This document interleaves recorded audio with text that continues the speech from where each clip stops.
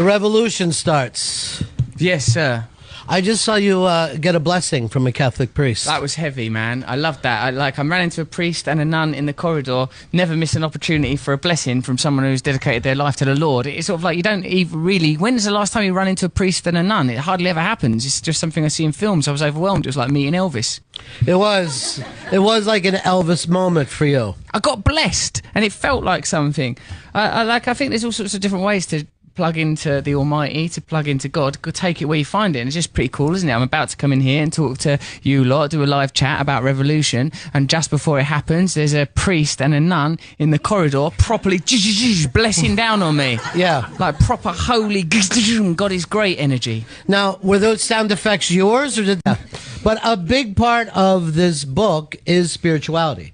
Yeah, that's right, because I think that's where we went wrong. Here's a thing I heard that you'll like. The problem, they said, with Marxism, which is only really just sharing, don't be scared of that word, I know we're in America. They said the problem with Marxism is that it placed economics forever at the heart of politics, when what belongs at the heart of politics is spirituality. And socialism, in a way, is just a Christian principle, just the idea that we're all the same, we're all connected, we should share. We can't be happy if other people are suffering. It's just a sort of a logical thing. So how did we get so far off track, Russell, when we're really now far away from where we should probably be? Maybe we're not so far off track. Maybe the organisations, the institutions are being created that after the revolution will be of great service to us. Maybe media organisations that are currently used to keep people spellbound will become purveyors and conveyors of necessary information.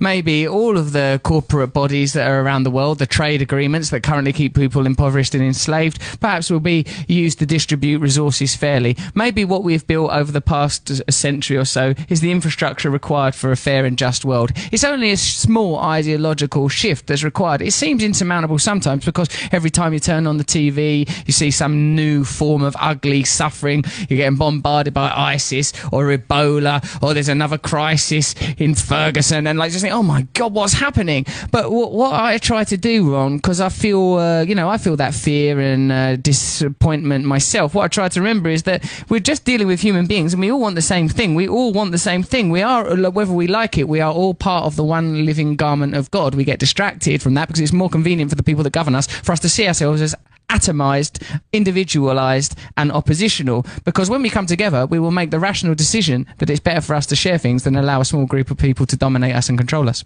So what keeps us today allowing that to happen? I mean, we wake up this morning and we're like, this doesn't feel right, but we all do it anyway. I suppose maybe, well, for me what it is like, like I've got selfishness, greed and lust in me, and those frequencies are quite loud sometimes, and we live in a culture that stimulates selfishness, greed and lust. So that frequency is spoken to, it's easily accessible and it's easily fulfilled. Whereas like altruism, meditation, reflection, transcendence, these are not ideas that are easily accessed. We live in a sugar-coated culture. We're eating bad food. We're listening to bad ideas all the time. And it's the ugly side of us that is constantly stimulated and aroused. So, of course, it's difficult for us to go, my God, I've got to break away from it. Sometimes it takes a crisis for us to awaken. In my own life, when I was a drug addict, I only stopped taking drugs when it became unbearable to use drugs anymore.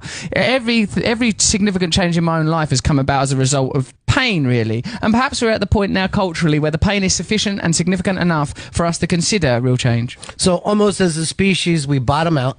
Yeah. And then we look to go, all right, how do we recover? You know, as a planet. Yes, I believe so. Can I turn the chair a bit? Because I feel do anything you want to feng shui bad. Yeah. Okay, that should work. Yes. I can rotate my head to you, but I don't feel like I'm alienating the people I'm talking to. Well, you're really, I think, just the people with cameras are the ones that are nervous about that move. But I'm glad... He got me good. He's got me good. But I'm glad that you did it because you felt uncomfortable. You make the move. Yeah, we got it, Ron. Yeah. Because like me and you, we're connected already. We've had some eye contact. We made love gently before we started this session. And now Symbolically made love. Not symbolically, Ron. Anally. It meant something to me if it meant nothing to you. No.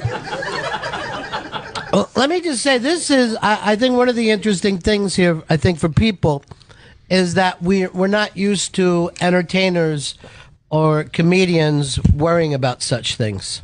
Yeah, I know, but that's because really I'm a person in disguise. You know, like I became an entertainer, but really, like I'm a person. And like, you know, when I get judged for being a famous person, you're a famous person. I wasn't born in Fame-Stonia, in Fameland, in the village of Fameville. I'm from a place called Grays in Essex, which is a grim, low expectation type of a town, like any ordinary American town. And when I went back there, except it's not American, I mean, there's that important distinction, it's England. But like, I think like, I've tried to find places that it's a bit like, maybe it's like Camden, New Jersey. Maybe it's like that. People, oh God, no!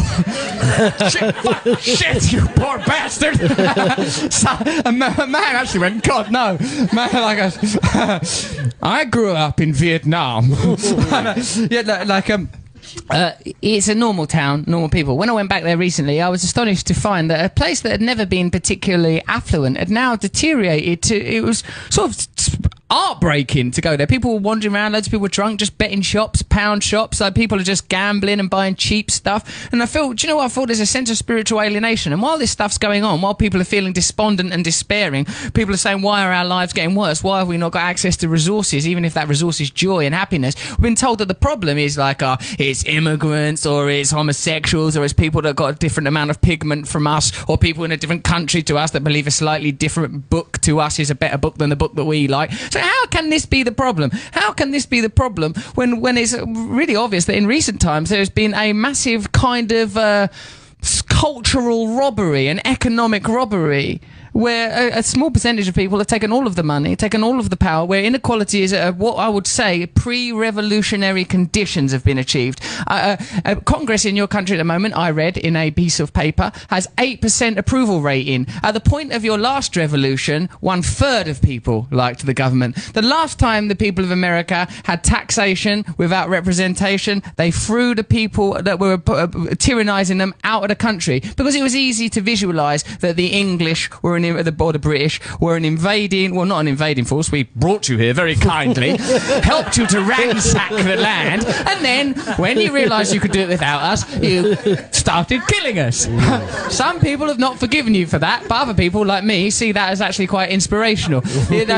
You should get rid of the government you have now for the same reason you got rid of George III. You're being governed by a maniac who doesn't care about you. You're the serving-only industry, serving-only corporations, and ordinary American people, for want of communication, for want of a sufficient movement, are getting shafted. Well, I think a lot of people in this country thought the revolution was going to start with Barack Obama. The hope, there were people in the streets, people were singing, people were feeling good, and now, of course, they feel alienated from him. That's why I don't vote. You know, like, so like people say to me a lot, you don't vote, so you shouldn't be allowed to say nothing. I say, you do vote. You shouldn't be allowed to say nothing. You're participating in this thing. I don't believe that change can come from using the system that's currently in place. The reason I don't vote is the same reason I don't drink nail polish. There's just no point. There's no point. If you give me someone worth voting for, I'll vote for them. This is what I want. I want a society where the people that are poorest and most vulnerable are taken care of. People that are ordinary and working get a decent life, and the economic elites that currently are on some sort of edifice of irreproachability, on some plinth of inaccessibility, contribute to our society. When we think about like, oh, immigrants crossing the border, this like a group of people robbing us, ripping us off, there is a little group of people that are robbing us and ripping us off. It's an economic elite. These people that like, do you know like that the 6 Walmart heirs, right, have just inherited between the 6 of them as much money as the 150 million Americans that have the least money. 150 million Americans, ordinary people that like work or don't work because they, I don't know, for whatever reason can't work. They have as much money as these 6 people that all they did was emerge from the right vagina. That to me, would any of you vote for that? If we were starting from scratch today, would we go, let's have a system where we give a tiny group of people all of the power and all of the resources, and then whenever there's a problem, blame the most vulnerable? Right. Like, we wouldn't vote for that now. Well, now is real. Now is happening. Now, in fact, is all there is. So it's just a decision. It's a simple decision. The first thing they do is they tell us there's no alternative. alternative. There are alternatives. The second thing they tell us is nothing can change. Things can change. Once we accept those two fundamental points, then we can do whatever we want. Of course it won't be perfect, but we are hardly competing with perfection. We're competing with a system that is producing galling inequality and that is causing ecological meltdown. That's what we're competing with. That's what we're trying to do better than. If this system that created those 6 Walmart heirs was like, look, we've got the 6 Walmart heirs and the galling inequality, but look at the flourishing forests. Look at all the great work we've done with renewable energy. I'd go, yeah, you're right, I'll shut the fuck up. But we're destroying the planet at the same time. Yeah. It's not good enough, Ron. Well, so if we're not going to vote people out, what do? We're going to go to their houses and drag them out like the French Revolution? I mean, is that where we go with this? How do we turn this thing? Well, look, on one level, it's sexy, isn't it? A bit of that kind of revolution. But on another level, you know that that the idea of there's some people like, who's that guy John Boehner that was filmed giving money to accepting checks from tobacco lobbyists and giving them out to senators so they voted the right way. Him, for example, it's nice to envisage him being dragged from his home, but that's like that's not a nice thing for us to do. You can't create love from hate. So it's just like a physics thing, probably. So like. What I think is, imagine this, and if you're like, this is how I see it. If you are blissfully happy with your life, you're okay. I'm not talking to you. Mm-hmm. If you're not happy, check this. Are you happy with the amount of rent you're paying? Are you happy with the amount you're getting taxed? Are you happy with the way that your debt situation's working out, your credit card debts and your mortgages? Are you happy in your place of work? Do you feel represented in your place of work? Well, the chances are that if you're not, the reason you're not is because you have no power in that situation. There's no reason why the people that work in an organisation can't run the organisations for themselves, fairly, justly and democratically. We have democracy in name only. Democracy is a beautiful thing. Democracy is a thing worth having. Democracy is not what we've got. Being able to vote for 2 parties that are going to do basically the same thing, that is not democracy. Democracy is a beautiful idea. Democracy is necessary for any civilized and advanced nation. But democracy ain't what we have. So, like, the revolution is for democracy. Collectivise, organise your own workspaces, organise your own communities. It can be done. Let's not pretend we don't live at a time when millions of people every Saturday night vote on some bullshit reality programme for some person who's a good singer or a bad singer or whatever kind of singer. The tools are there, the means are there, the opportunity is there, the possibility is there. Think of the issues that locally affect you. Get involved in those issues, because together, unionised, unified and collectivised, we have power. As individuals, we have no power. That's why we are sold constantly the narrative of the individual, that we are alone, that it's our individual lives that matter. Well, when I was a kid, the unions were everywhere. They got crushed over the last 20-some years, and then places like Walmart or the fast food places never unionized. So we have a lot of people who work in this country, work 40 hours and cannot afford to live on the work that they put in. I think that's the big change that's happened over the years. Yeah, it's like the rights of ordinary people are continually eroded, and we're sold the idea that that's somehow fair and just and necessary. So, like, I think, forming working unions is a necessary part of it, but I don't think anyone wants to live in, I don't sort of aver communism, or for the same reason I don't like capitalism, because these are sort of tyrannical ideas that prevent individual people having freedom. I think that wherever there is power, deconcentrate that power. No glamorous, smiling individual having power over you, because we've seen it. In my country, we had Tony Blair. He seemed all lovely and nice. He just turned out to be a cunt, excuse my language. In your country, you had Barack Obama. He seemed to be all sort of charming as well. What did he fucking do? What has he done? I mean, people will sort of point to positive things. I don't know, like that healthcare thing or whatever. You deserve more. We deserve more. We deserve fairness, justice. We deserve the things that are in your constitution. We deserve the democracy that the people of this country were promised. Thomas Jefferson said every generation should have a revolution, because people, that's what happens, is we're corrupted by power. People, I don't believe in the big individualistic narrative. Like, I used to think, if you put me in charge, I'd be brilliant. But I know that if you put me in charge, I'd just become one of them. Any of us would. It's the systems that we need to dismantle, the systems themselves. You can't allow people to have that kind of power. You can't allow people to vibrate on the frequency of selfishness and greed. We have to live communally, collectively, for one another, organised the way that we naturally would, the way that we would in nature. We are nature. We are part of nature. We have lost our connection to God. We have lost our connection to one another, and now we are suffering. But it's okay, because it's in us. We are it. We can have it back whenever we want it. We can claim it whenever we want to. We should claim it now. You make a point in the book, too, that a lot of us work in the security industry, securing the money for the rich. And I hadn't really thought about that before. But you go out of your way to talk to people who think about these things all the time and then get that message out.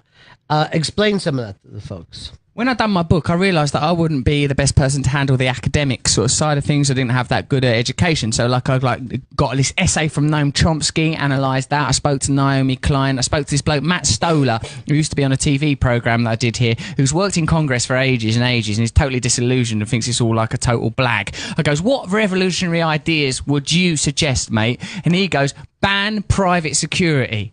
Right, and I thought, why? Hold on a minute, I don't understand that. And then he explains that he says that there are more people working in private security in America than there are teachers. The elite, super rich people require security to protect their wealth, and it prevents them from interacting with society in an ordinary way. It prevents people from being responsible. Get rid of security, he said. Then people won't feel cosseted, they won't feel safe, and they'll have to start behaving in a responsible manner. And I thought, oh my God, that's brilliant, but it's also terrifying because guess who uses security? Me! Like, for example, now Sheldon is protecting me right now. In this moment, Sheldon is protecting me. So I was like I was saying, oh no, Matt, you're suggesting things where I'm going to have to actually change me. I didn't want to change. I wanted to just tell other people how to. But that's not how it works. You know, either you're in this or you aren't. Now, the reason Sheldon is here with me is because I keep saying things that I think, oh no, someone is eventually going to smash me in the face, at least, aren't they? Eventually, sooner or later. So I thought it would be nice to have Sheldon here to protect. But but what I recognise in Matt's point is he's 100% right. That we're creating a sort of an economic apartheid where people can live protected behind walls, protected by other people, using their labour, living behind a private army. Protected behind Sheldon. Really, when we look at it, Sheldon is protecting me, but I don't know Sheldon. I hope I've behaved respectfully and in a polite manner, and you have not felt exploited, and that I'm a corporate elite that you're protecting. Oh, thank God. Oh, thank God, Sheldon. I hope that Sheldon doesn't in the car, so I think, hold on a minute, this guy's got a point, and just kill me. Which he could probably do with his thumb. Yeah.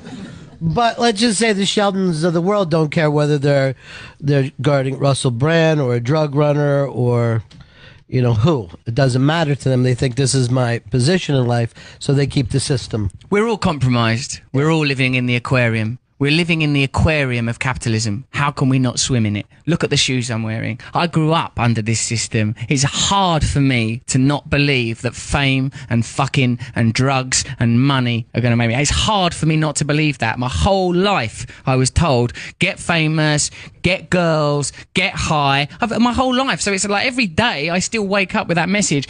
Turn on your TV set. No one's saying, hey, connect with God. No one's saying that. And people that do are fucking the worst kind of people imaginable. Yeah. So it's hard to access this message. It's hard to communicate it. Selfishness and greed are on a kind of fast track. You know, those emotions, those feelings, that energy moves quickly.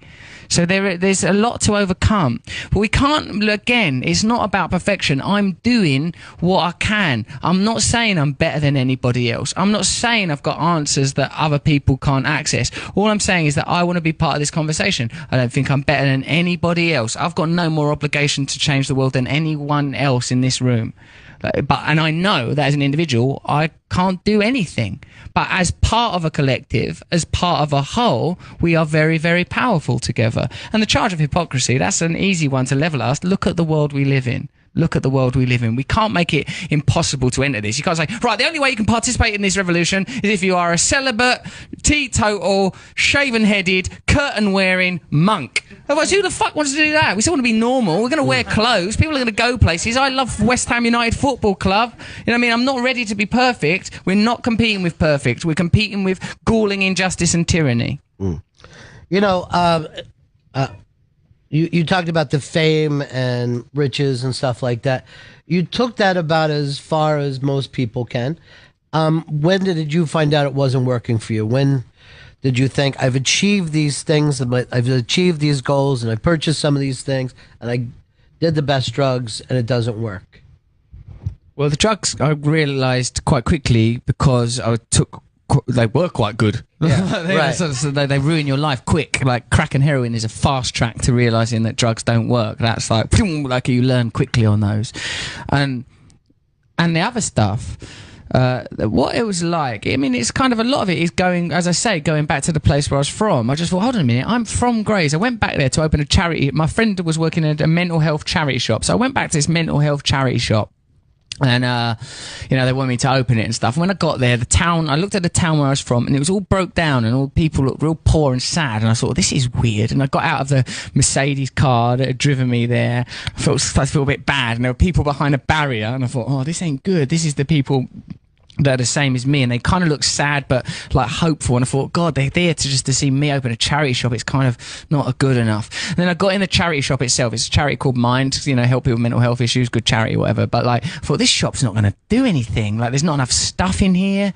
This isn't something that should be handled in this way. Mental health is this important issue. It affects like 1 in 4 people, and it's being sort of left to this little enterprise here, and it made me feel like despondent. I thought, oh wow, because I've spent my whole life dedicating all my energy to self-aggrandizement, to individual success, to pleasure and power, I've forgotten what is important. And I thought, well, that is kind of... that moment helped to crystallize for me, and I get a lot of these moments, that you actually can't make yourself happy through pleasure. You can distract yourself through pleasure, and I will make mistakes today. Again, I'm not perfect. I could have come here in sandals, dressed in a blanket. I made a decision not to do that because I thought I looked cooler like this, you know. And I'm still, you know, love women. I love, you know, like... I noticed in the hall. Right, see? I'm not even sure all those people were women. So, one of them was a nun. I mean, I like a challenge, Ron. Yeah, I know. What can I say? When someone says to a nun, can I get your email? I'm like, I have no idea where this is going. Well, how about picking up another habit? But you got to that place, and it's emptier than you wanted it to be. It's the things, the fame, and all just didn't feel. No, it don't work. Yeah. Like, say if you're at the Oscars, like, you sort of, and they sort of think, hold on a minute, I'm bored. It's a weird feeling. Yeah. Like, I mean, sometimes I've watched it on the telly and I've liked it, but like, you sort of think, what? Like, it's not right. Or the Vanity Fair party after the Oscars, and everyone just looked like they was tied up in those tuxedos, like they were bound. And that Vanity Fair party, it seemed like a paddock to me, like a farmyard, like some sort of battery farm of fame. It didn't seem right, and I could see in people's famous faces their trapped humanity, and it didn't feel right. I felt sad there. And I thought, this, like, and like, you know, I remember when I was a kid, I would have given anything to go to the Oscars or the Vanity Fair party, and there'll be kids growing up now thinking that the answer is fame and fortune and all that stuff, and it's a deception and it's pointless. Now, no one could have told me not to pursue it. I'm too greedy, I'm too egotistical. I had to have it. But now, so that energy is okay. I was said to this Swami bloke once when I was younger, oh, what shall I do? Shall I become a monk? He went, no. Like, he says, you ain't cut out for it. Look at you silly sod. You've got the wrong energy. He said, but like, devote yourself to God. Devote your ego even to God. Give what you can give. Do what you can do. There's no point in us demanding perfection of one another, perfection for the next world, you know. So what I can do is I'm a loudmouth, I'm funny, and I've got certain other capabilities that I'm prepared to exploit. You know, so like that's what I can give, and we can all give something. And as for it not working business, yeah, it's not meant to work. It's meant to distract. It's meant to distract. It's meant to distract. That's what it's meant to do. Look at the people. Why are all these people killing themselves? Why is Philip Seymour Hoffman dead? Why is Amy Winehouse dead? Why are these people? Like, if it worked, Philip Seymour Hoffman, it's not like he was just famous. He was respected, lauded, loved, adored. Meant nothing to him. Now, obviously, the man was a drug addict, you know. But like, you'd think that, given the cultural narrative that we're all buying into, being an Oscar-winning, adored actor would get rid of the misery behind addiction. Drug addict means you're trying to solve a problem of sadness by taking drugs. You feel sad, you feel disconnected, you take drugs to self-medicate. That's what drug addict means to me, anyway. So, like, there's evidence all around us that this isn't working. There's evidence all around us. It's clear where this is going. We're being told that, you know, there's 50 to 100 years before the planet's fucked. We can already see, seeping like a fog, Armageddon all around us. Some people, Armageddon has happened for them already. They're already on the street. They're already fucked. It's already started. Ferguson, it's already beginning. So, like, for us, we have the choice now, like, whether or not we want to awaken and participate. And it doesn't have to be some sort of, like, a devotional sackcloth and ashes deal. We can just sort of like, right, am I happy with how much I'm paying on my mortgage? Am I happy how much I'm paying my tax? Am I happy the way my community is run? If the answer is no, what are you going to do? Talk to other people. Are they happy? No, I'm not actually, because no one is. And so organise and become active. And more, we have the technology for us to communicate on a global level. We know how to act on a local level. It's possible. It's easy, in fact. Well, I do agree that you don't run into a lot of happy people. And now, instead of copping drugs on the street, you know, the way we grew up, the pharmaceutical companies are inventing new drugs to give to people legally. And that seems to be a way to try to calm people down rather than think about the things that are rattling around in your mind right now. The reason the world won't change under the current system is because it's working for them. That's the result. Is that they're not going to go. They're not going to change it. They've got what they want. With the right, are corporations in complete control? Yes. Can corporations do whatever they want without persecution? Yes. Are we making billions of dollars at Exxon, Monsanto, Pfizer? Yes. What's the fucking problem? There is no problem if you're them. There's no problem. The problem only begins if you're taking unnecessary drugs that haven't been properly trialed. If you can't get proper cancer care because you ain't got enough money and they won't release drugs that cure the disease because there's not enough money in them. We all know this stuff is happening, and we pretend it's not because it's too inconvenient to face up to that idea. It's too painful and ugly for us to face that idea. I like this guy Buckminster Fuller. He says, just deal with what's necessary. He wrote a book called Operating Instructions or Operating Manual for Spaceship Planet Earth, I think it was called, Spaceship Earth. And in it he says, we've got a planet, we've got some people on the planet, we've got some resources on the planet. The systems we have should be to get the resources to the people. That's it, and preserve the planet. Now, any systems that don't do those jobs, get rid of them. Capitalism doesn't do that job. It can't do that job because the system of capitalism is get resources towards these people quickly at all costs. Doesn't matter what it does. Doesn't matter if it destroys the planet. Doesn't matter if it destroys people's lives. The system is doing what it's designed to do. Now, it doesn't work, so it's going to fail again soon. It hemorrhaged really badly in 2007 and 8. It's going to fail again soon. They're preparing for what follows it. And if we don't do something, what follows it will be worse. It will be worse than capitalism. That's why $4.2 billion of military equipment is being distributed among local national American police forces, because what's happening in Ferguson is going to happen elsewhere. We know the most vulnerable people in society are the canary in the cage. Once they start fucking with people they think don't vote or don't have any power or can't organise or collectivise or people that are considered, I don't know, lower or disposable or whatever. Look at the people that are in the prisons. Look at the people that can't get healthcare. Look at the people that are homeless. Look at the people that are already on the front line, because that's where it's going for all of us. And we're not happy anyway. We're not happy in our cosy sequin-covered cages. We're not happy anyway. And being a human being can be magnificent, joyful. We all know this. So for me, it's a simple and obvious course of action. I think if we all have little moments, we feel like the rest of it is worth putting up with. You know, everybody will just have these nice moments, whether it's a Sunday dinner with their family or getting together with some friends. But across the board, I don't think people feel that connected on a daily basis.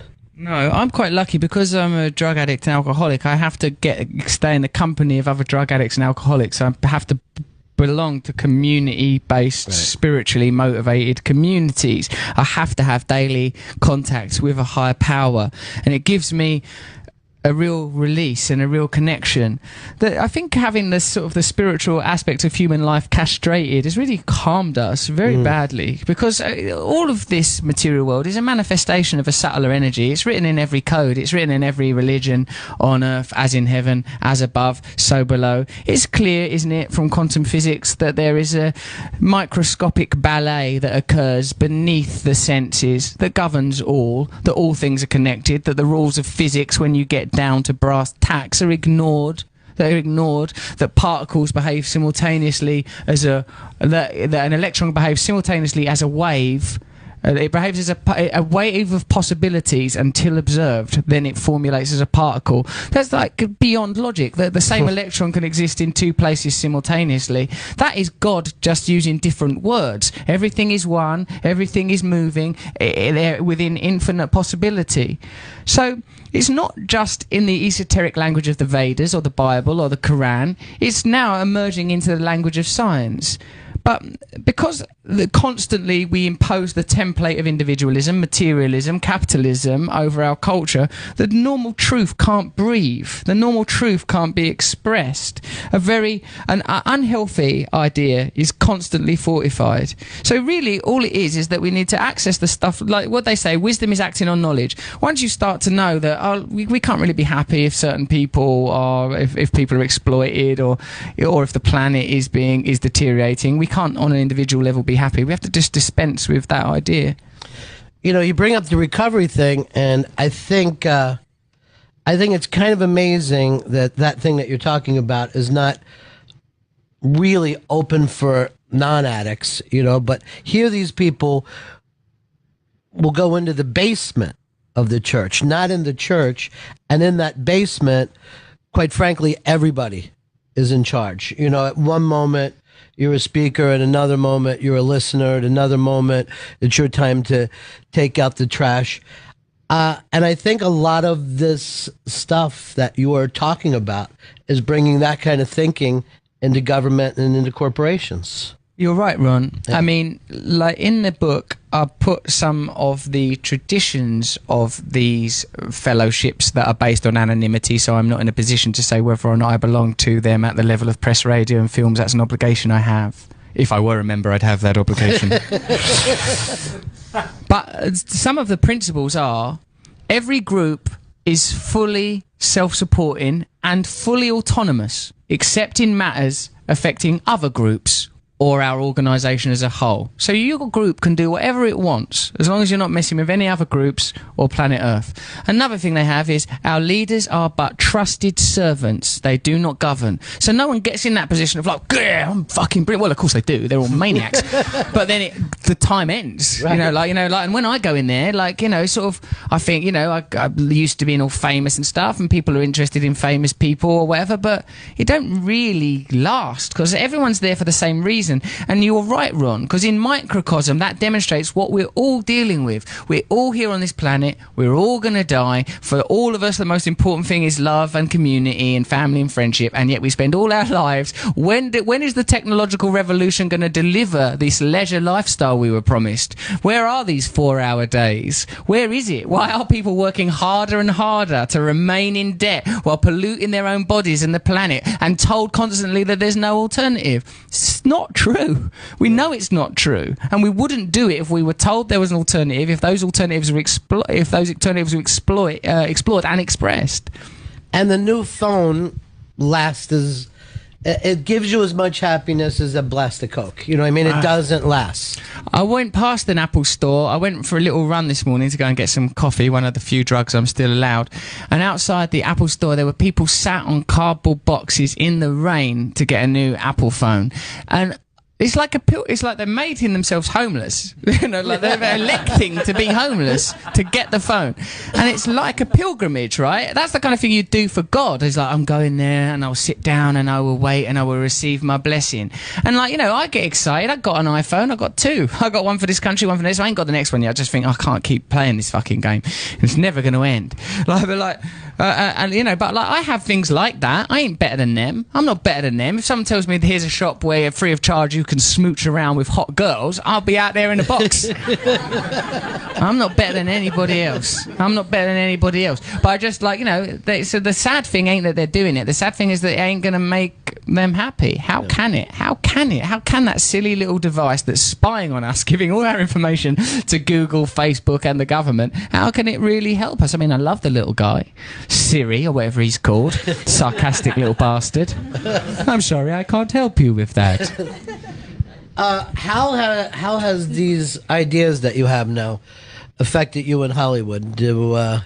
Do they still want to make movies with you? Do they? No, I don't think so. I can't imagine. I mean, I can't imagine that they do. But like to tell you the truth, I mean, Hollywood. There's no Hollywood, just like there's no crack house. You know, like a crack house. I was in one recently. On a police raid. I went with the police and did a police raid, and I went into a crack house, and it was the first time, even though I'm a person that frequented crack houses, it was the first time in my life I thought, this isn't a crack house, this is just a house with poor people in it that have taken crack to help them cope with being poor. A crack house is a good way of labelling that to make us hate them. Yeah. And so it sort of dawned on me in that moment that it was like kicking down the door of a terminal cancer ward. Like the people in there were like, help us, help us, you are criminals and you're coming to jail. Okay, help me.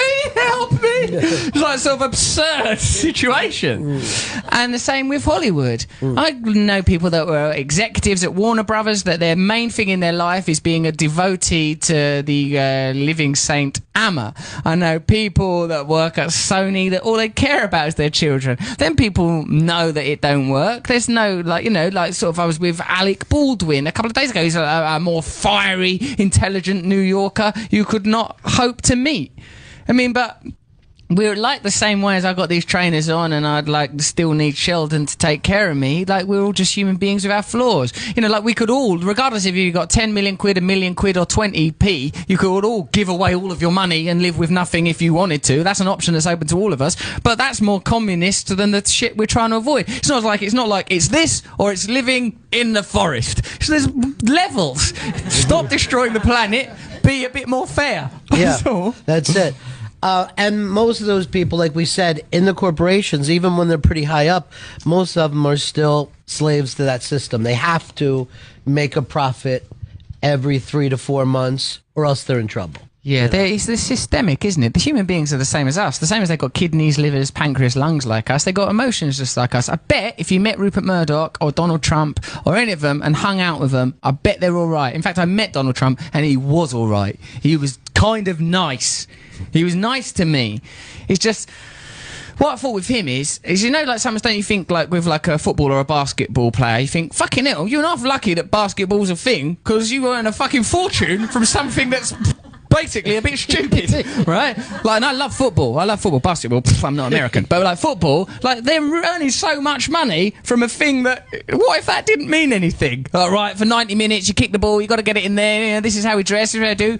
There's millions of pounds, right? And it's I thought it's the same with Donald Trump. It's like, you know that board game Hungry Hippo? Do you know that? Like, it's like a game where there's marbles in the middle and each of you has a hippo that you operate by a handle and you've got to get as many marbles as possible and get them back. Now, we could, as a culture, decide that we are going to revere people that are good at Hungry Hippo. The people that are good at Hungry Hippo, they are our kings. They are our gods. We are the Hungry Hippo worshippers. And then the people that are good at Hungry Hippo, they're going to have all the money, they're going to have all the resources, they're going to get all the best girls, they're going to get the best whatever they want. And I think that's kind of like what capitalism is, because outside of capitalism, Donald Trump seemed a bit daft. Right. He didn't seem like he knew much. Like, I kept going, does it make you happy, Donald? Yes, it does. But Donald, what? I give a lot of money to charity. Like, he's just sort of like, it's like the thread of consciousness is thin. It's not like a person that's a super guy or anything. He's just good at Hungry Hippo, and we live in Hungry Hippo land. But we didn't, I don't know when we decided to make that game the game that matters, seeing how it's destroying the planet, seeing how it's making more people unhappy than it's making happy, have a new game now. So we're saying the same thing happens when you play Monopoly. When you get to a certain point, you have to say, "Look, this game sucks. Let's restart the game." You know, and what Turn the board over. Yeah, right. But what we don't do when we play Monopoly is saying, "You see all those chips? Your children will get those." You know what I mean? Like in the case of the Walmart heirs. Yeah, it's been going on for hundreds of years. Yeah, they just wake up and go, "I'm doing great at Monopoly. This is fantastic." They're doing so well. Yeah. Turn the board over. Yeah. Who are you? The dog? The top hat? I would normally go race car or top hat after that. I like the dog. I like the top hat. And who wants to be that iron? Fuck the iron. The thimble is always the real. Well, that's depressing. been that's actually a piece. What if you have to be something else, like an orange pip or a bit of marijuana? I've lost the pieces. Stupid game. So really, Revolution is about turning the board over and starting a brand new game And one, I think one of the tough things, though. You bring up spirituality, and we've broken that down into so many pieces now. Yeah. What can we do so that spiritual people can maybe not drop bombs on each other or round each other up and put each other into pens? I think, well, can't we get a consensus that in all of those different books that we all enjoy so much, Quran, Bible, that I don't know, like, it seems to me the most important things, and all of them have this in there, is be kind to one another, don't get all greedy. Don't get all greedy, don't get distracted. All of them have that as the main message. People are too selective about the bits that they think are important. I think the most important bit is the bit about not being gay. That's hardly even in there. And there's none of them have a bit where they go, it's okay for some people to be really, really rich, fuck everyone else. None of them have that. None of them have that. Jesus mentions money lenders, economic inequality all the time. He's obsessed with it. So get these money lenders out of the temple. You can't get into heaven if you're rich. It's his main point. Stop caring about money. And then the Republican neoliberal right, like, who is their Jesus? Who is their Jesus? I don't want to worship that guy. He sounds awful. It's like Donald Trump with long hair at the sides and a cloud on top. That sort of willpower haircut that he has, held together by belief. And the same with, it's just a choice. Guess how the Dutch economy had collapsed, right? Everyone was really, really into tulips. Everyone. And the fucking Dutch, they were rinsing it on the tulip front. They had the best tulips, they had the most tulips. Then one day everyone went, fuck tulips. That was the end. Fuck tulips. No, but tulips, fuck them. They had to invent the red light district and the marijuana trade. They're still reeling. Yeah. All we have to do is stop believing in this idea and it's over. That's all we have to do. That's why they have to invest so much money in media broadcasting one message, in a military and a police force that holds people down, because as soon as we go, hey, hang on, it's over. That's it, it's over. The minute people go onto the streets, disobey, don't pay their taxes, don't pay their mortgages, don't pay their credit cards, come together, create their own communities and their own systems that are fair, live lives built around the values that we actually feel, then it's over. They know that. They know that. And that's why we have to be very loving to the police, because we don't want them to kill us when this shit kicks off. Well, most of the values that we get, let's say whether patriotism or religious values, are brought to us very early in life. I think that's the only time I ever said the Pledge of Allegiance. I never have to say it now as an adult, but as a little kid, it was a very big deal to stand up and everyone faced the flag together. And here we were pledging our allegiance to a flag. It's kind of crazy now as an adult, but that's what they do to us with everything. Yes. They get to us when we're really, really little. It's really important that we, as responsible and awake people, remind children of what is important. Remind people that there are many very beautiful things about America, but America is just an idea. England is just an idea. It's just a concept, like karate or Cheerios. It's only there if you believe in it. If you believe and the America I believe in is the America that created the civil rights movement, the America that created rock and roll, the America that creates so much great culture and is responsible for so many great ideas. I don't believe in this new America that the neoliberal right are trying to create, going around the world, causing wars, stealing resources, the same as my country did when we were the most powerful country in the world. I don't believe in that. I believe in ordinary people and the right for us to come together and live our own lives in the pursuit of happiness. Things that are in the fucking Constitution but are ignored except for them. They have socialism. When their big institutions and banks fail, they quantitatively ease their way out of it. They have socialism already for the rich. They know those values are correct. It's just for us that they don't want sharing. It's just for us they don't want connectivity and community. I think, though, it goes back to something you said earlier, too, though, about bottoming out. Until this thing crashes, I don't know whether we will make a new game. I think we're going to play this out until it's so painful that it's unbelievable. Well, that's what I did as an individual, Ron. So maybe that is necessary. But the thing is, we're approaching that crisis. Yeah. We're approaching that crisis.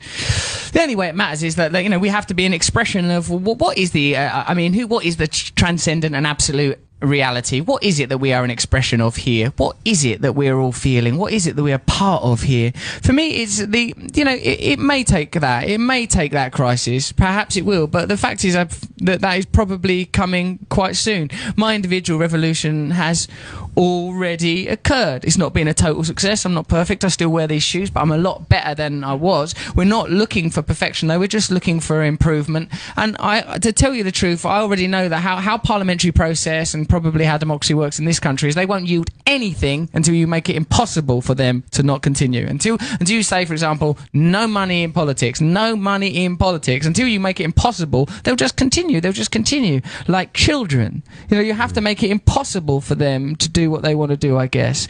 Don't be frightened about it. It will play itself out. What I think is that if something has resonance, if it's in me and if it's in you, it will find expression. We just have to be focused together as individuals in a community and not be frightened, and on an individual basis try to live decent lives. And I think that it will take care of itself. None of us are God, but we are all taken care of by God. The book is Revolution. Russell Brand is with us, and I promised some of the folks in this room that you would answer some questions with them. And Howard, by the way, are you enjoying going around talking about these things? Because a lot. Yeah. I was scared at first. Yeah. I mean, it is completely different. I don't know how far we go back before an entertainer did this. Lenny Bruce, and how that turned out. Bill Hicks spent some time talking about some of these ideas. But it's a very, very rare thing, I think, for an entertainer to do. Over here we have. You had written a piece about Margaret Thatcher for The Guardian, I think maybe 2013 when she passed. I just really enjoyed it, but did you ever get to make the comedy sketch that you talked about with her being carted off by kidnappers? No, I like revisionist history. I like the idea. Wouldn't it be a funny idea? When I saw Margaret Thatcher, she was watering a rose garden in. Towards the end of her life, me and my mate were walking around London. My mate knows London well, so he can go, look, come through this door, you're allowed in there. And I'm like, what, are we allowed in here? Yeah, no one knows, but you can do it. So he took us in this place. Margaret Thatcher, all old, was watering some roses, and I was like, and the geezer, like some plumber or whatever, goes, that's Margaret Thatcher over there. She comes here every Sunday to water roses. And I was like, fucking hell, because like this woman was like the queen of our country when we were kids, Margaret Thatcher, And I see her, and she looked all frail, and she's just a human being. She's just a human being. And I thought, it crossed my mind to kill her. Just in the same way it always crosses my mind to jump off of buildings and smash stuff. I mean, it just crosses my mind. My mind's stupid. But then I thought, but I felt sad, and I felt humanity, and I felt love for her. And I sometimes think that love must be the answer. How would they, if instead of when we're next protesting, instead of shouting like aggressive stuff, what if we're just sort of going to David Cameron or Barack Obama or whoever? We love you. Come on, you could do better. I love you. I love you. Sort of try to cheer them up. Maybe it will confuse them. What is this love? But anyway, when I saw her, I thought it would be funny if someone, if you kidnap Margaret Thatcher and, you were holding her to ransom, but then you'd have to deal with her. She's an intense person. What on earth are you doing? Put me down. It would be really hard to dominate Margaret Thatcher. I think one of my friends was commissioned to write a poem about her for a lefty kind of organisation, and he researched her on YouTube, and he said in the end he had to stop because if you watch her on the telly, you start liking her because she's so fucking intense and powerful. You think it's attractive, when people are like that. I see there's a TV show where a kids TV show that she was on in Norway for some reason. I've never fully understood it, but look at it on YouTube, it's funny. Where the presenter goes, at the end of every show we ask our guests to jump up and down. It's just a bit of fun. Kofi Annan from the UN, he did it when he was, and she goes, absolutely not. Nothing could compel me. Absolutely nothing. No. You just think that woman not taking any shit. If people ask me, I'll just go, all right. It's powerful and admirable. Interesting person. Isn't that always interesting, though, once you get to meet people and know them a little bit, you find out most of the time they're not the devil, that they've got something that they're attempting to do something for positive reasons, just like we talked about with drugs. You take drugs for a positive reason. Yeah, the positive impulse. That's interesting. Yeah. Hitler probably. Yeah, well, he didn't go. Then he was like, I've got to get this done. It's the best thing. I've thought about it for ages. This is the answer. Yeah. Like, I bet if you spent ages with him, you'd go, well, he's trying his best. You know what I mean? Like, but he just, he was a bit out of whack with the frequency of pure consciousness, what with the old genocides. You know? But he actually probably did get home and go, I give and I give and I give and no one gives a shit. It's really driving me crazy. No one seems to know how hard it is to run this rank. I'm trying my best. Let's look at the mood he was in. He was furious. It's unappreciated. You ungrateful bastards. Jesus, do you want to calm down? Yeah, it's over here. I was just thinking about your brand new book, just sitting over there, and was wondering about favorite pages. Yeah, there's a good bit in here that I like. There's a bit when I was in the Marines for 20 hours, because it's hard to be in the Marines. Like I was in the Marines. Can you imagine the U.S. Marine Corps? Look at me. I was in the Marines. It went badly. They were nice, actually. They were so kind to me and lovely, and I loved them Marines, as a matter of fact. But I wasn't well suited to it. I don't have the right personality. Another word, so they made me do an assault course. Another word for obstacle course is assault course, and I can see how both terms have flourished, because when I finally embarked on the horrific sequence of logs and fences and nets and ropes, assaulted is how I felt. They may as well have called it a humiliation course. The other Marines, that's right, other Marines, hopped, zipped and sauntered across each awful vicissitude like Butch Nijinsky's. Then came my turn. I hate doing things that I'm shit at, especially in front of people who are good at them. The only way that obstacle course could have been made more traumatic is if they'd brought along a girl I fancied to watch. With each tentative tiptoe and stumble, I had to inwardly assure myself that I was a good comedian and that my life was not pointless. I am addicted to comfort, I thought, as I tumbled into the wood chips. I've become divorced from nature. I don't know what the names of the trees and birds are. I don't know what berries to eat or which stars will guide me home. I don't know how to sleep outside in a wood or how to skin a rabbit. We have become like living cutlets, sanitized into cellular ineptitude. They say that the supermarkets have 3 days' worth of food, that if there was a power cut in 3 days, the food would spoil, that if ATM machines stopped working, if cars couldn't be filled with fuel, if homes were denied warmth, within 3 days we'd be roaming the streets like pampered savages, like urban zebras with nowhere to graze. The comfort has become a prison. We've allowed them to turn us into waddling pipkins. What is civilization but dependency? Now, I'm not suggesting we need to become supermen. That solution has been averred before and did not end well. Prisoners of comfort, we dread the apocalypse. What will we do without our pre-packed meals and cosy jails and soporific glowing screens rocking us comatose? So that's a passage that I enjoyed from the book that talks about life in the Marines. Russell, how do you write? Do you sit down and write? Do you dictate it? I remove all other possibilities, then I can write. Like if there's anything else that I could be doing, I'll do it, you know? Like wanking, I'd rather do wanking. Eating, I'd rather do that. Walking around, I'd rather do it. Like, you know, so I have to go, right, there's nothing else, now write. And then I always enjoy it once a minute, I love it. But like I have to take everything else out of the picture.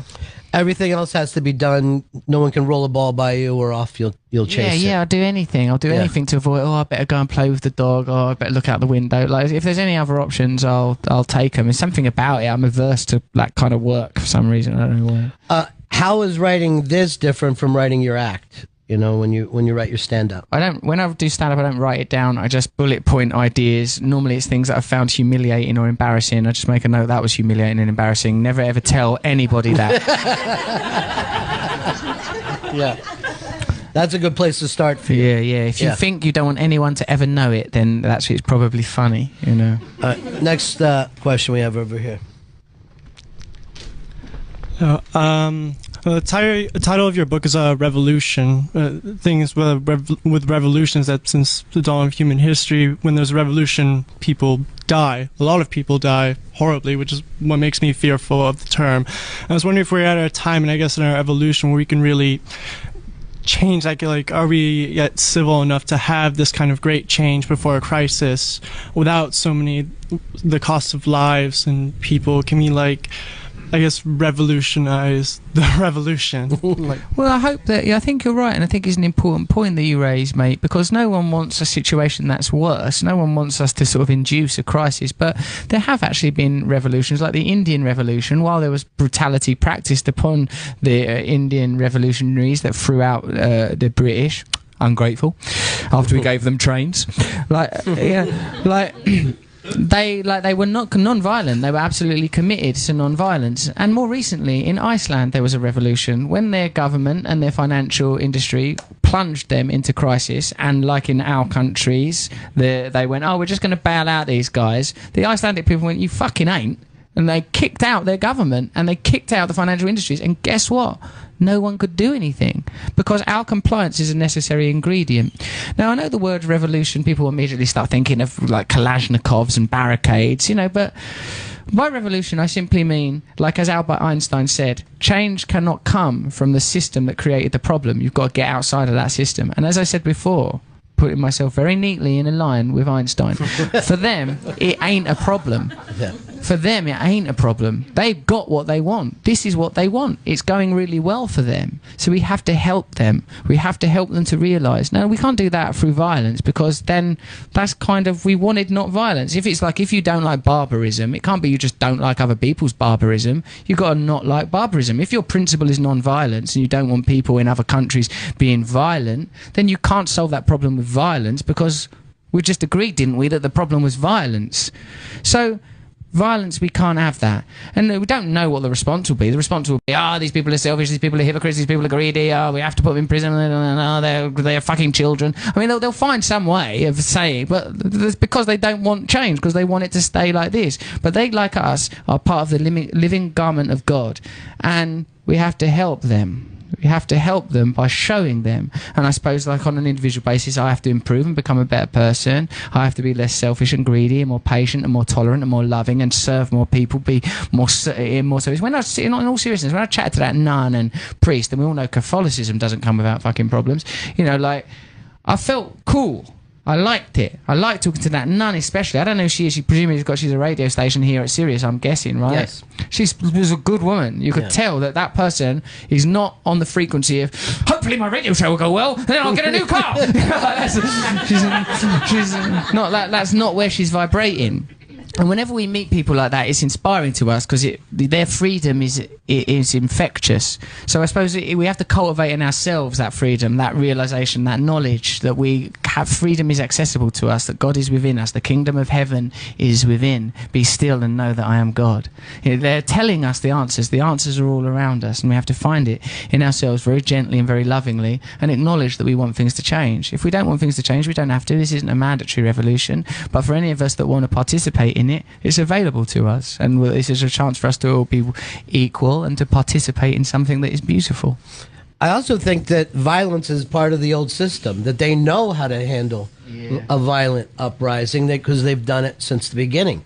So there does have to be a different way of saying we want to play a new game. John Lennon was very articulate on that. He says that if you're violent, they've got a system for that. They'll just if you're violent, violence is a crime. You've got to go to prison now. So that's it. You're out of the game. It's like, if you're complaining about your Verizon account, my Verizon is not working. There's something wrong. Like that. If you you have to do it really cleverly, don't you? You have to go, yes, oh no, of course, no, I appreciate what you're saying, it's just the text bundle, and this isn't working or whatever. If you ever go, look, you fucking go, it's like, no, sorry, you lost. They can hang up on you once you do that. You can't, if you go off the frequency, you're part of the problem, innit? And that's why that Solzhenitsyn quote, which I said on The View of all programmes yesterday, I was quoting Solzhenitsyn on The View. I don't even know who Solzhenitsyn is. But Solzhenitsyn was a Russian dissident and writer who was put in gulags under, I think, Stalin. But what he said is the line between good and evil runs not between nations, creeds, religions, colours or cultures, but through every human heart. That it's in all of us. That is in all of us. So if we become violent, then we're on the wrong side. If we're if you think of it, the extremists of ISIS and the extremists in our own government, they need each other. They get on to create more extremism, more terror, more fear, more violence. People get more frightened and angry in the Middle East because there's bombings. More people join ISIS. More people join ISIS. They do more bombings. More people vote Republican. So they need each other. They need each other. So we have to sort of go, we'll leave you crazy extremist motherfuckers to your deal. We're here in the humanity business of believe what you want to believe as long as you don't want to hurt no one, and we'll support you regardless of what book you're into. I got time for one more question over here. Right. Hi, Russell. Hello, mate. So my question was, you mentioned earlier about the media not really being part of the problem, because you're not going to hear anything about being more spiritual there. I do watch your YouTube series, The Truths. And Thanks, True News. That's right. And I was just wondering if you were planning on expanding that at all. I watched the one with Alec Baldwin, and I thought it was more of a talk show type of format. I was just curious if that couldn't help start your revolution. Do you think it's a good idea? Thanks, mate. Well, yeah, we are going to try to do it. Like, The Truths is like an analysed media, like watch a lot of Fox News, and it's so funny. If you watch it, it's a quite good trick, actually. Like, say there's someone in your life that you can't stand them, you don't like them or something. Like, because I had one once. There was a producer I used to work with when I was on drugs, and so I was probably, like, he really used to really annoy me, but just to give you some context, I was taking crack and heroin at work. So, I am not blameless in the scenario. It's almost like the guy was under pressure or something. Working under untenable conditions. Well, like, my mate Matthew goes, I fucking can't stand that guy, he fucking annoys me, I hate him. And my mate Matt goes, just pretend that he is he said Alan Partridge, like that's a British TV sitcom character, but I suppose it's comparable to, say, I don't know, Cliff from Cheers or something like that, or Kramer, you know, like Kramer is lovely. Just goes, just pretend that he's like a sitcom character and like you're just watching it. And and I started doing that, and it was really great. You know, I just sort of like started to like him. Like, wow, what's he going to say now? Oh my God, are we actually doing this? All right, okay. It's like I said, it turned my life into sort of a comedy show. I liked it. And the same with Fox News. Like, if you like watch Bill O'Reilly and Sean Hannity, like they're comedy characters, they're really good. Like Bill O'Reilly, no, I ain't doing it. No, listen to me. And it's like, oh wow, I love you. And like sort of Sean Hannity's whining confusion. It's sort of like, okay, sort of like interesting, but they're so confused. It makes me love them. So like that's how The Truth comes from, that idea of like, just like, oh my God, what are you saying? Do you actually think those things? Like, it's funny, you know? And like, so yeah, I like doing that True News. I think we're going to do more of it, and we want other people actually to send us their own stuff, and you know, we'll give people the graphics so that they can make it. I think it have to be good if we're putting it under our logo, but like people can do what they want. Well, what if you got a call from a big media company to do this on that's TV? good one. Would you do it? I guess we'd have a vote.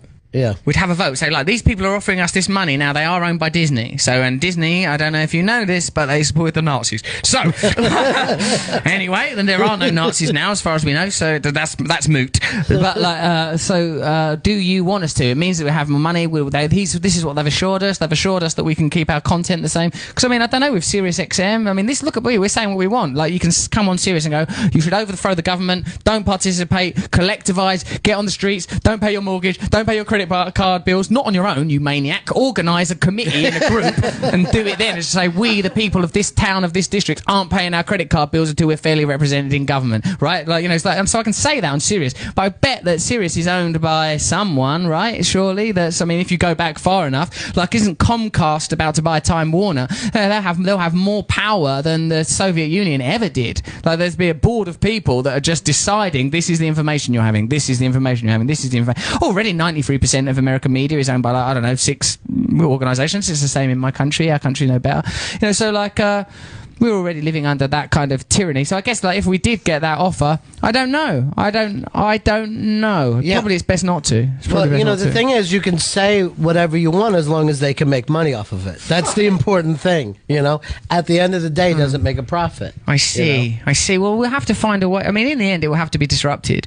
Like, sort of like with Exxon, they made that $45 billion, the biggest profit any corporation's ever made. And they make that from, like, you know, now they want to go into more complicated areas to get resources and fuels, right? So, but you know, like, it would only take 15 years to transfer to completely renewable energy. That's like a true thing. It's like a true thing, and we just don't ever have that information in our minds because Exxon can't make the obscene amount of money that they require to be Exxon. That's why I think revoke some corporate charters, break down Exxon, shut them down, shut down Monsanto. It can be done, you know. It's sort of exciting to think about it. If we just go, we don't want Monsanto no more. We don't want a massive conglomerate going around the world, copyrighting seeds, messing up local farms, messing with our ecology. We don't want it. We're the people. Hello, we don't want it. Like, where did their corporate rights become more important than our individual rights? Corporate was meant to be temporary organisations that had a particular function and then was disbanded. They should go back to that idea. You can build this bridge, then fuck off. You know what I mean? It shouldn't be like now we live forever like gods, tyrannising people, stomping over people. You know, the UN have revealed that organic, localised agriculture can feed the world. It's an illusion that you need these industries.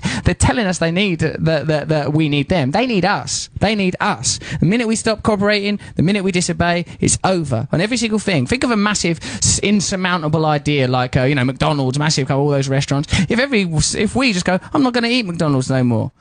That's it. I've already made that decision. God, I miss those milkshakes. But I've already made that decision. Fuck those hot apple things, though. But I've already made that. But all it takes is for us to just go, oh yeah, rationally, let's just not do that now. Then it all begins to change. Then it changes. Yeah. This is the first time I've ever done this show where I really wished I could have watched the people listening to see who was screaming yes and who was punching the radio. It would have been amazing. Revolution is the book. Russell Brand, everybody. Thank you so much. Thank you. Thanks, mate. Thank you. Cheers.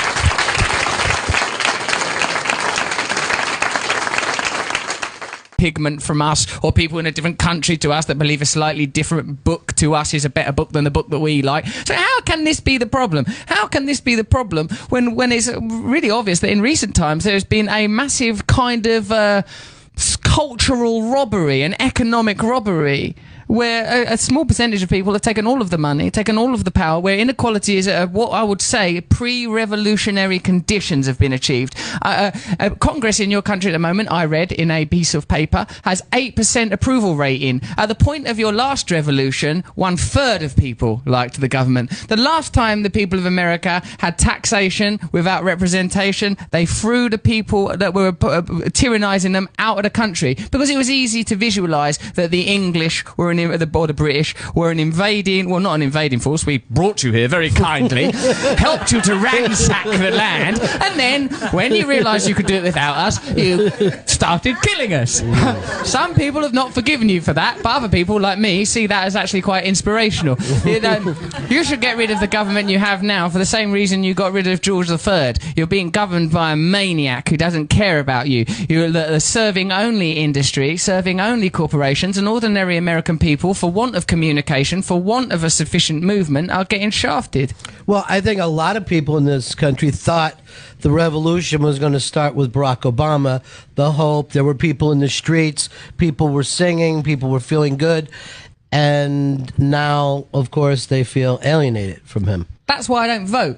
People say to me a logical thing. So how did we get so far off track, Russell, when we're really now far away from where we should probably be? Maybe we're not so far off track. Maybe the organisations, the institutions are being created that after the revolution will be of great service to us. Maybe media organisations that are currently used to keep people spellbound will become purveyors and conveyors of necessary information.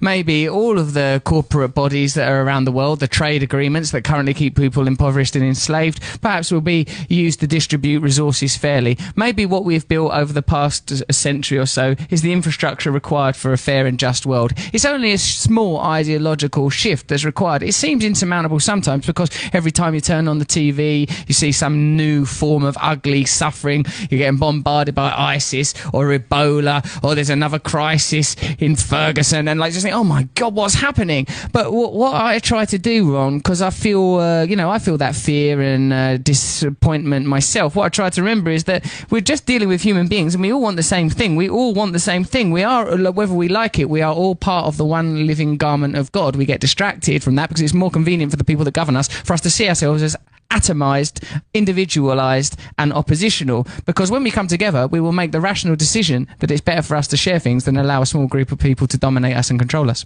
So what keeps us today allowing that to happen? I mean, we wake up this morning and we're like, this doesn't feel right, but we all do it anyway. I suppose maybe, well, for me what it is I've got selfishness, greed, something to me if it meant nothing to you. No. Well, let me just say, this is, I think one of the interesting things here, I think, for people is that we're not used to entertainers or comedians worrying about such things. Yeah, I know, but that's because really I'm a person in disguise. You know, like I became an entertainer, but really, like I'm a person. And like, you know, when I get judged for being a famous person, you're a famous person. Wasn't born in Fame-Stonia, in Fameland, in the village of Fameville. I'm from a place called Grays in Essex, which is a grim, low expectation type of a town, like any ordinary American town. And when I went back there, except it's not American, I mean, there's that important distinction, it's England. But like, I think like I've tried to find places that it's a bit like, maybe it's like Camden, New Jersey. Maybe it's like that. People, oh God, no! Shit, fuck, shit, you poor bastard! So, a man actually went, God, no! Man, like, I grew up in Vietnam. Yeah, like, it's a normal town, normal people. When I went back there recently, I was astonished to find that a place that had never been particularly affluent had now deteriorated to, it was sort of heartbreaking to go there. People were wandering around, loads of people were drunk, just betting shops, pound shops, like people are just gambling and buying cheap stuff. And I felt, do you know what, I thought there's a sense of spiritual alienation. And while this stuff's going on, while people are feeling despondent and despairing, people are saying, why are our lives getting worse? Why have we not got access to resources, even if that resource is joy and happiness? We've been told that the problem is like, it's immigrants, or it's homosexuals, or it's people that got a different amount of...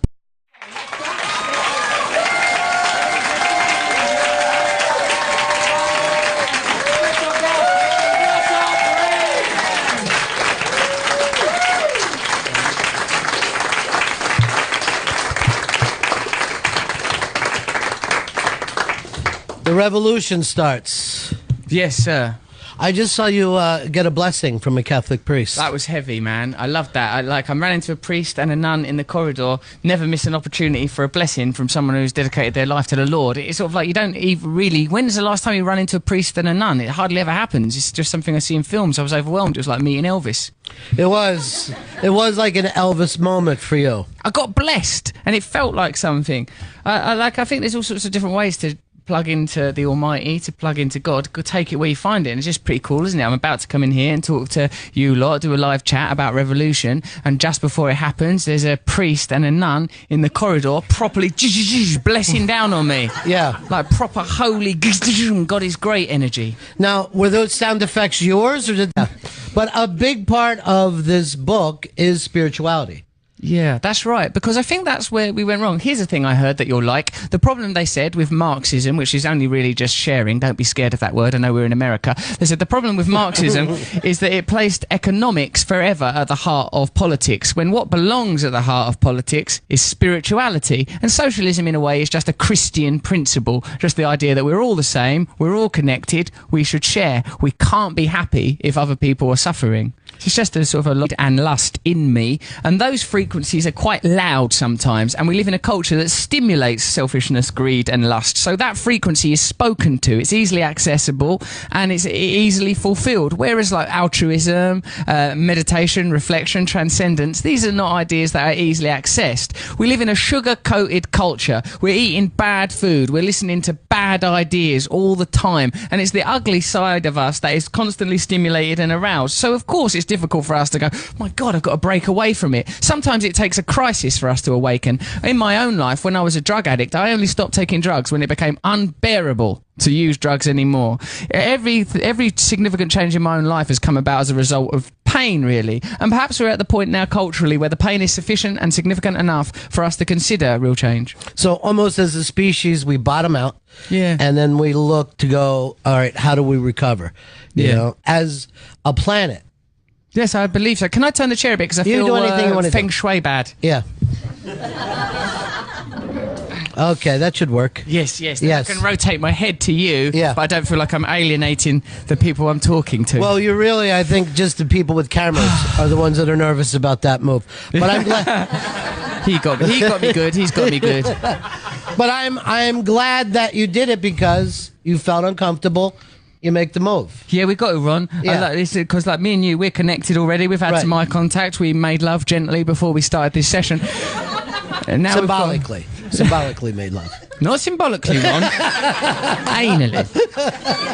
It meant something.